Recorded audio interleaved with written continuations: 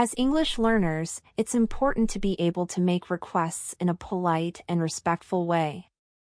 One phrase that can help with this is could you please. Could you please is a polite and formal way to ask someone to do something.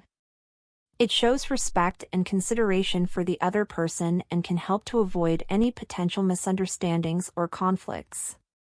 For example, if you want to ask your teacher to explain a concept further, you could say, "Could you please explain that again?" instead of just saying, "Explain that again." Another example would be if you want to ask a stranger on the street for directions, you could say, "Could you please tell me how to get to the nearest train station?" This sounds much more polite and respectful than just saying, "Where is the nearest train station?" It's also important to note that "could you please" can also be used in more casual settings with friends and family. It's a versatile phrase that can be used in many different situations. In practice, using "could you please" can be a simple yet effective way to improve your communication skills and make a positive impression on those around you. So, next time you need to make a request, try using "could you please" and see the difference it can make.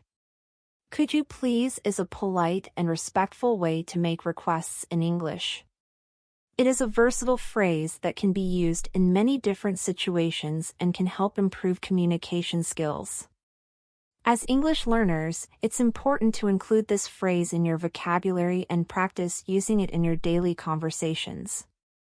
Let's practice some sentences using "could you please."